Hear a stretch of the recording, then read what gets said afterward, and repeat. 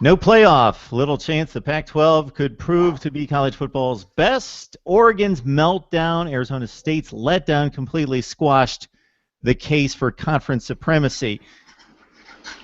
McCaffrey, Stanford dominate in Pac-12 performance in the postseason. We will run it all down starting right now with the best bloggers in the Pac-12 here on Pac-12 Breakdown. We welcome in Donald King from Last Word on Sports and also Mike W.R. from Go Joe Bruin.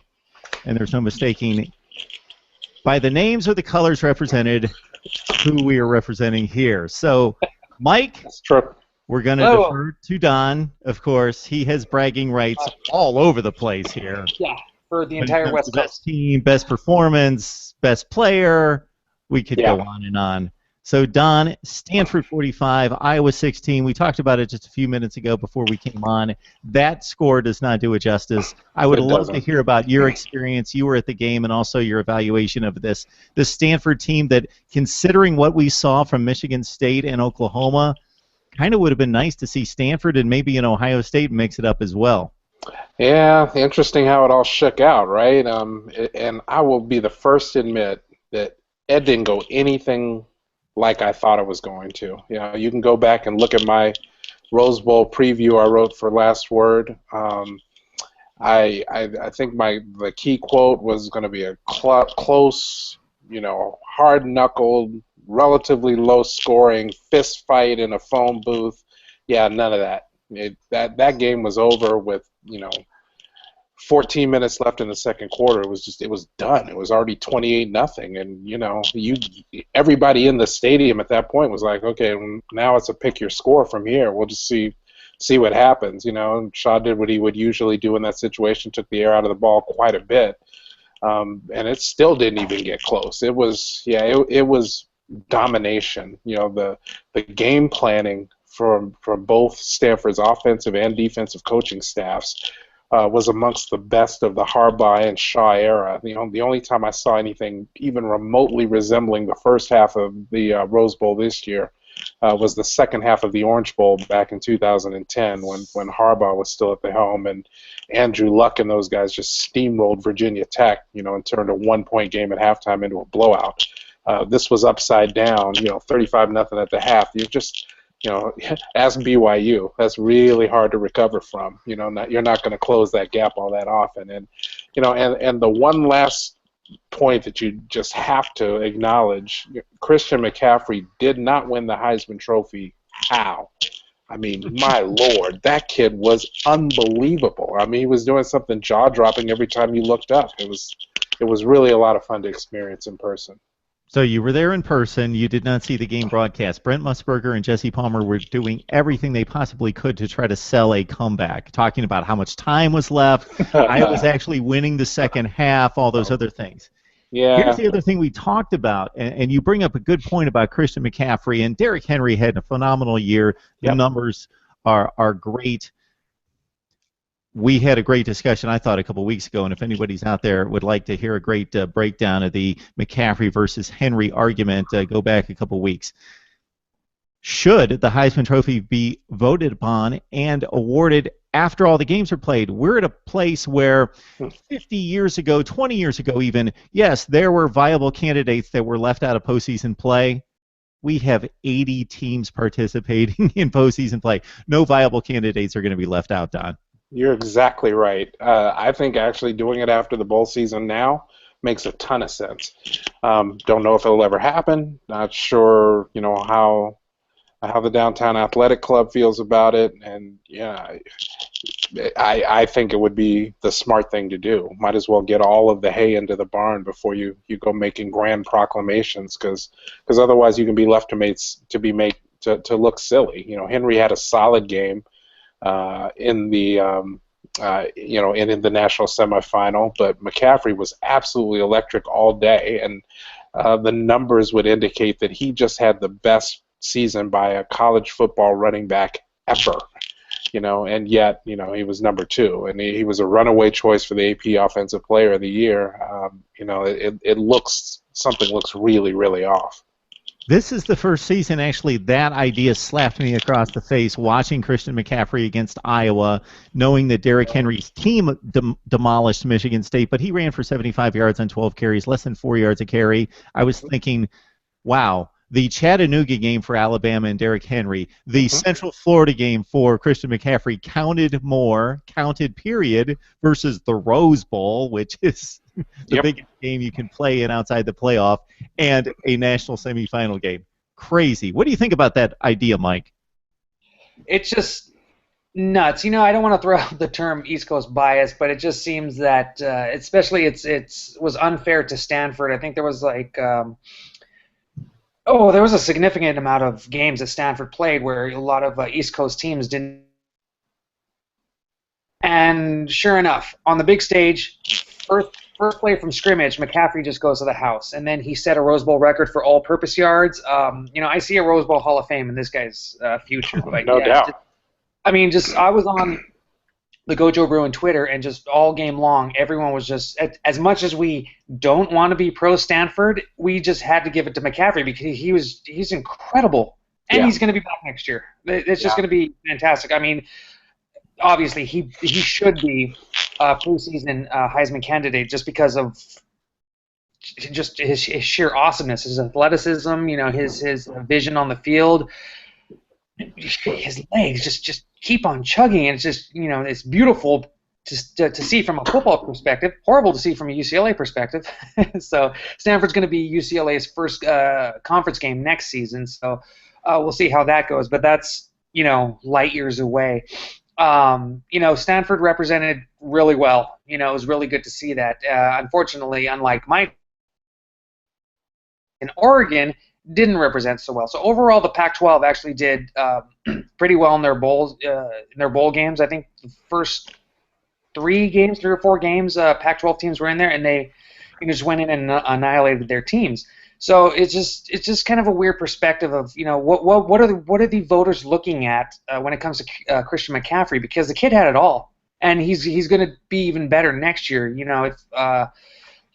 Barring any injury or anything, I don't want to see any kid injured. If teams can have players go uninjured the entire season, that would be great, because for one, that just brings up the level of competition for every single game. Unfortunately, that's not the case, and that's just part of the game of football.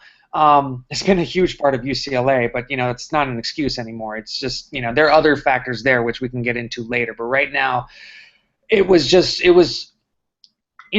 interesting to see how everyone thought that this might be an even game, and even Bruin fans were like, no, Iowa is getting smashed. And sure enough, just in halftime, it was just painful to watch Iowa go through that. So it was Stanford, despite losing their first game and how topsy-turvy everything looked after week 1, clearly we definitely have to wait to see how the season progresses, because Stanford came out swinging every single game this year, and they backed it up. They bounced back. Kevin Hogan had a fantastic year. McCaffrey had a great year, and once again they win the Pac-12, smashed USC in the Pac-12 championship game. Then they go on to smash Iowa in the Rose Bowl. So things are looking up for Stanford, but overall in the Pac-12, very very interesting way that it ended. So. Mike, you make a really good point, because for Iowa, and this is not a Big Ten show, but for Iowa, you bring up a good point. It almost had that Super Bowl effect. Right. If you have a really good season, get to the Super Bowl, have a great season, you get smashed in the Super Bowl, that's what everybody remembers. You almost rather go 7-5, go to a third-tier bowl game, win it, go 8-5, oh, we had a decent season, versus everybody remembers, oh, Iowa was a joke in the Rose Bowl. Don, Kevin Hogan finishing out his career in style. We talked before we came on about the demolition wrecking crew up front from Stanford. C.J. Beathard had no chance. It was odd to see in Iowa, a very physical offensive front with that reputation, just get destroyed. Yeah, they got out quick. They got out schemed. Lance Anderson's defensive game plan and the stunts that they ran and the twists and the timing of them executing those things, it just worked all night long. And in particular in the first half, when Iowa could not run the football, they kept dropping back, and Beathard was a sitting duck back there. I mean, I literally kind of felt bad for the kid midway through the second quarter.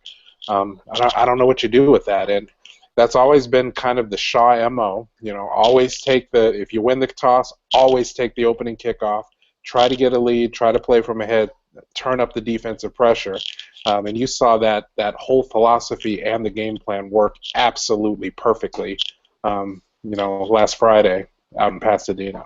I think your reasonable football analyst, Don, comes away from that game thinking, okay, Stanford is clearly better than Iowa. But if they play 10 times, the games are not going to be 35-0 at halftime every time they play. Okay, so what's reality here over the course of time?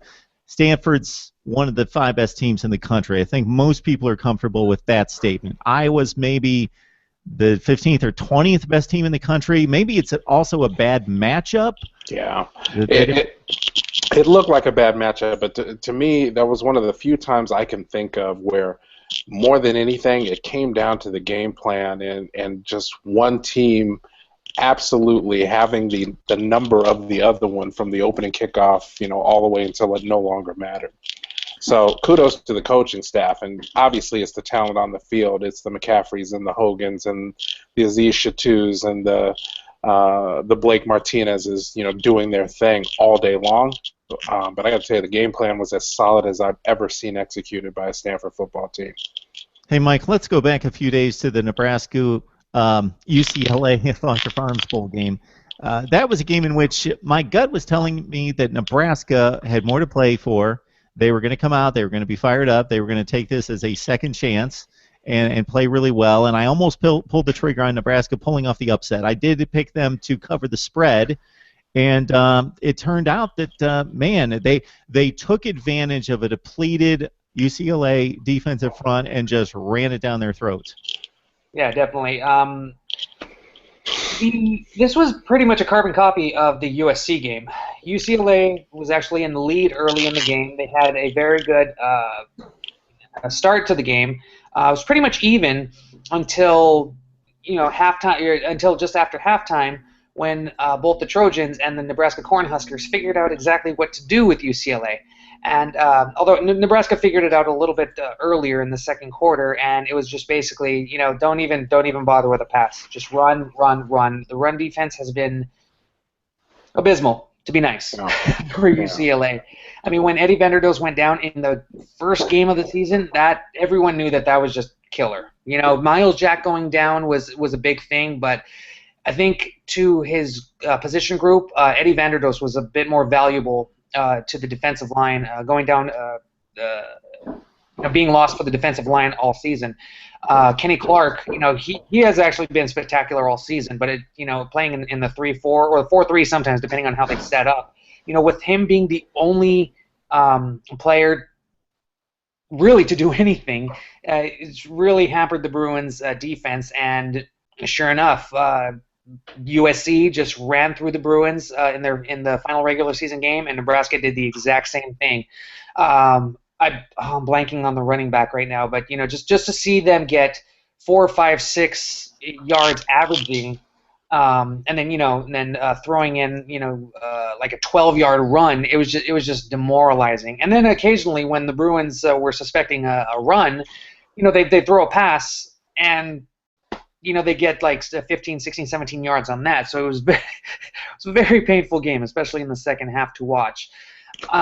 It was just from the defensive side of UCLA, it was a little disconcerting there to see the defensive coordinator, Tom Bradley, finally, send an 8th guy in there, really cram the box so that they couldn't do anything. And they were successful for the most part.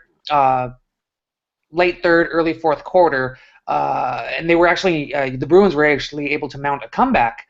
And unfortunately, on the one last drive, Nebraska got the pressure on Josh Rosen, trying to roll out on a play where he doesn't naturally roll out and doesn't have the skills right now to do that. But just issues on the offensive line, really stopped the Bruins' run game, hampered the passing game, and sure enough.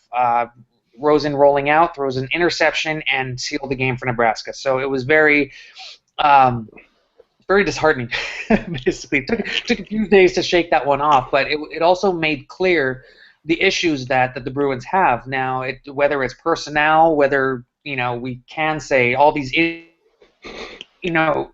really made it tough for UCLA to be successful, or if it was just a need for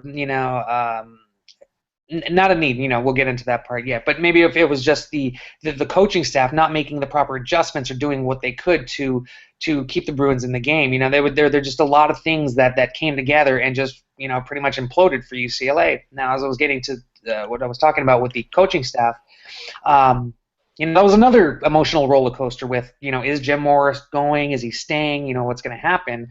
So apparently he's staying at UCLA right now, and so I guess the next thing that's the first thing that's on his agenda in the offseason is possibly making some coaching changes. Now, if you ask any Bruin on Twitter, yeah, they would probably say that 80% of the coaching staff needs to go. That's a little bit much, but there are definitely a few position coaches, offensive coordinator, that needs to maybe they either really need to up their game or they do need to go, because at UCLA, as we saw this year, did not have as successful of the season as they were hoping, and with that, it has brought questions about Jim Mora being able to bring this team to an elite status. Now, he's done a damn good job bringing them from obscurity, in the Dorrell and Neuheisel eras, so we can't fault him for that. But when he makes promises about national championships and Pac-12 championships and he doesn't deliver, well, now the Bruins are a bit, fidgety and something has to happen. And but at the same time, 8-5 is not going to win a national championship. There are some things that need to change, and so we will see, probably in the next few days, weeks, what happens with that. But one of the rumors right now is offensive coordinator Noel Mazzoni. Not a very popular guy with the UCLA Bruin fan base, but there are the rumors out there that he could be the top candidate for the open offensive coordinator position at Texas A&M. So that'll be interesting to see, as well as any other moves that Mora makes with the coaching staff.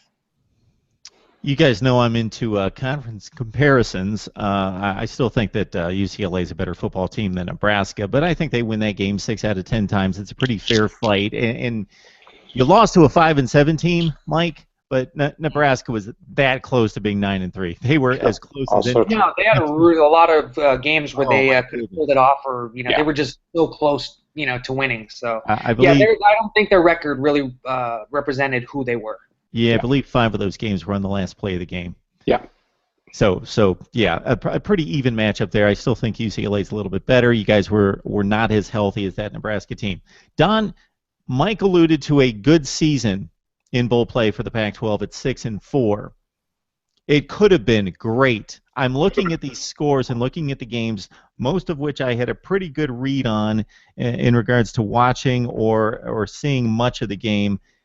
The Pac-12 did not pull out any squeakers. They lost 3 squeakers. Arizona State losing by a point to West Virginia. The USC lost to Wisconsin late, and of course the meltdown by Oregon against TCU. So just out to you. What are your thoughts about this Pac-12 bowl season, Don? Yeah, it was fascinating actually, and the ASU thing. Todd Graham just had a brain fart. You go up 5, you got to go for 2. I mean, it doesn't help you to kick the extra point, and if the other team scores and they make their extra point, you lose by 1, and that's exactly what happened. And I heard he acknowledged that, and he said, yeah, that's on me, and I messed up, basically, but, still no bueno. The Oregon thing fascinated me, and it goes to show, had Vernon Adams Jr. been healthy all season, man, that team would have been a handful.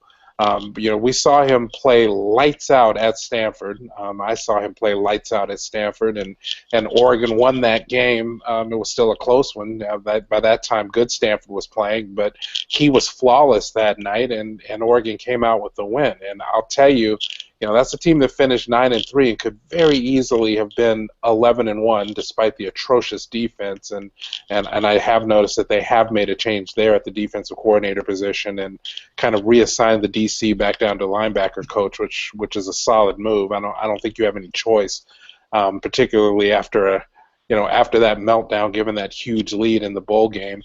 But if VA had been healthy, they might have just outscored everybody anyway, and it might not have mattered. Without him, totally different squad. Talk about a tale of two halves. It was unbelievable. Just following along to watch how that game unfolded. Really remarkable stuff. The game, Don, that I really enjoyed, but it didn't get a whole lot of pub, I think, because it was played on December 30th, and it was the last game of the night, so it was right before the playoff game day.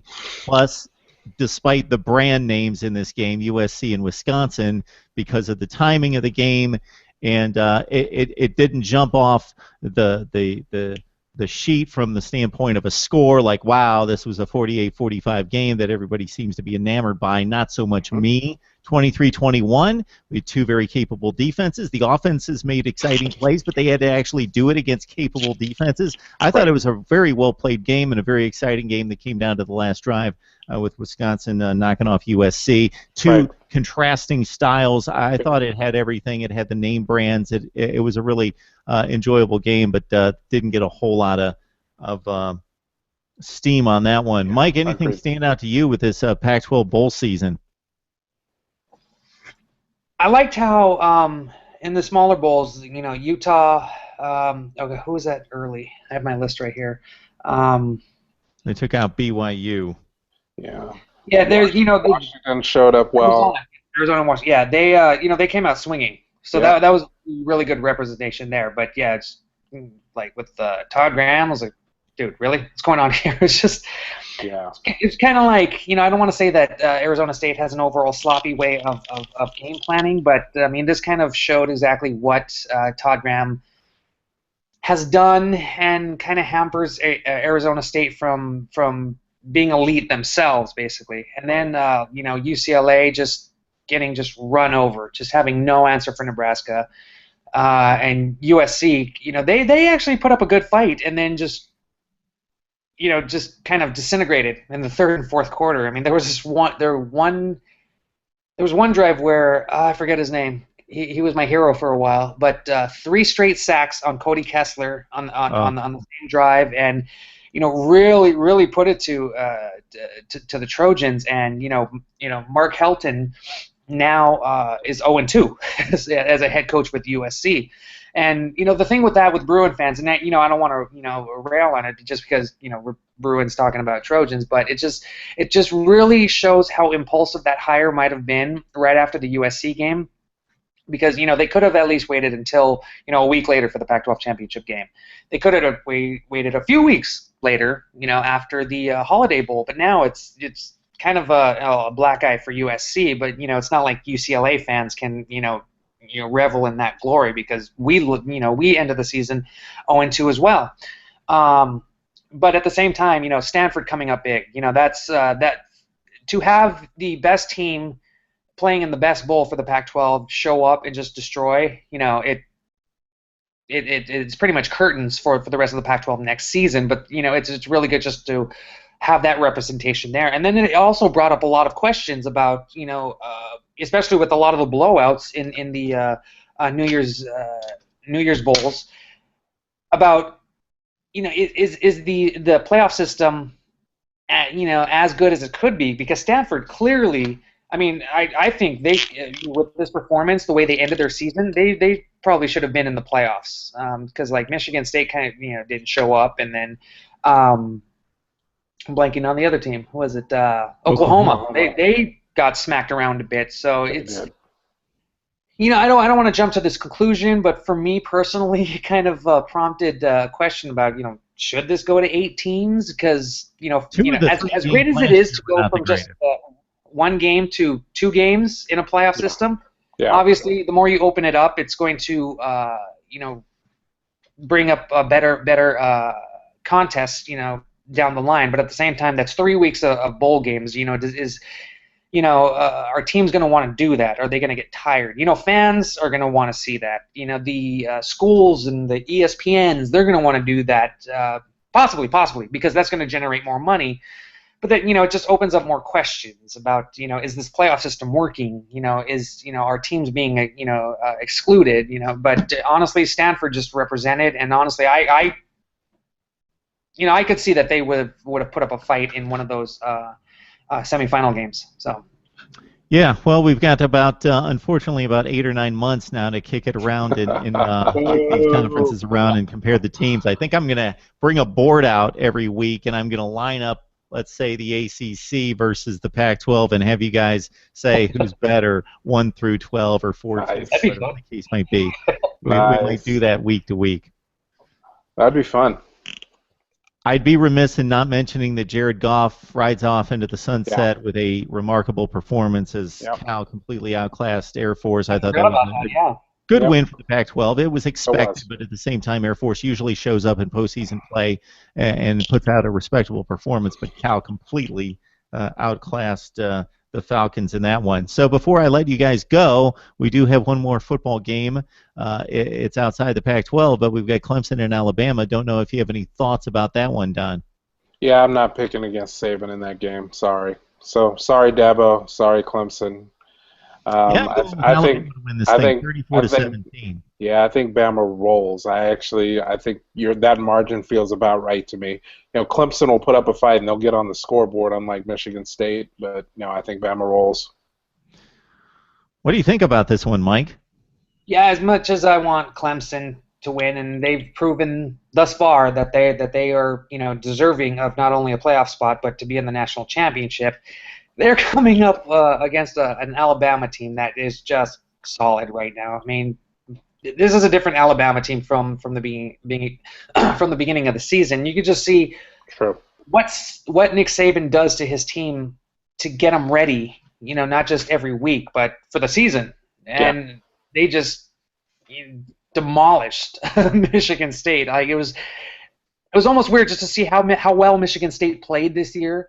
Yeah. And just to look like, an FCS school against Alabama. I'm not going to go that far. Michigan State actually, did a few things, but in that game specifically. But Alabama just really strong. Yeah, they just got choked out. I mean, as lopsided as the Rose Bowl was, I don't think I had. There was almost less time in Alabama's bowl game where I felt like Michigan State had a chance of winning it. As crazy as that sounds for Stanford to have scored so fast, 2 quick strike scores in the first quarter. But I got to tell you, it looked like Sparty had no chance out there, and it turned out that was exactly the case. Really, I'm kind of surprised to hear you say that, Don, just because, like you say, McCaffrey, first play of the game, and before we knew it, 21-0, 28-0, 35-0 at half, while the score did reflect for about a quarter. I think it was no score after the first quarter. They were going. It was. They were just ramming heads for a quarter, and then even after that, Bama needed like one big play. They weren't running the ball. They needed one big play in the passing game, and then even though it was 10-0 at half, Connor Cook had drove them down to like the 10-yard line. If he didn't make a knuckleheaded pass, it looked like it was going to be a 10-7 game at half. Versus that complete annihilation in Pasadena. I know. And I watched every minute of the Bama game, but it just felt to me like, yeah, man, I don't know, Michigan State's going to score. And sure enough, they didn't. And you're right. Even when they were threatening, I was like, yeah, something's going to happen. Bama's going, there's the intercept. There we go. Yeah, that's that. I never felt like they had a chance, and it's unfortunate. I was hoping for a good game. Yeah. And to further your point, Mike, if you go back 1 year, the Ohio State-Alabama game was a very good game, although it wasn't quite as close as the score would indicate. But anyway, good game. The other 2 games were awful. Yeah, pretty bad. Not quite as bad as this year, but they were pretty bad. Not quite as bad, but they were more like third quarter good games. Florida State got run out of the building in the last 20 minutes of game time. Ohio State, it took them a little bit longer against Oregon, but so that's 6 playoff games now, and we've got 5 bad ones. Yeah, unfortunately. All right, so it looks like Alabama's going to win the national championship if we know anything of what we're talking about, but that has yet to be proven, which is going to save a question for next week, Don. After you see Alabama play one more time, would love to see you size up the Cardinal and the Crimson Tide maybe next week. Would love to have that conversation. That sounds fun. This is Pac-12 Breakdown. We come your way every Wednesday night at 11 o'clock East Coast and 8 o'clock on the Pacific Coast with Micah WR from Go Joe Bruin and his 8-5 Bruins heading into the off season, and we'll see what Jim Mora has in store for us next year. And of course, the reigning Pac-12 champion. That makes it what, about 4 out of 6 years? Something in that range. No, it's 3 out of the last 4. 3 out of 4 for the Cardinal. Who would have thought that at any point in the last our lifetimes? Not me. I'm loving it though. Don King from Last Word on Sports joining us. One team that's not gimmicky in the Pac-12 is the one that's consistently awesome. That's funny. Yes, it is a game of blocking and tackling. All right, Don King from Last Word on Sports, Mike from Go Joe Bruin. Guys, always appreciate the insight and the information. We will catch up with you soon. Great. Thanks, Mark. Thank you much, Mark. Have a good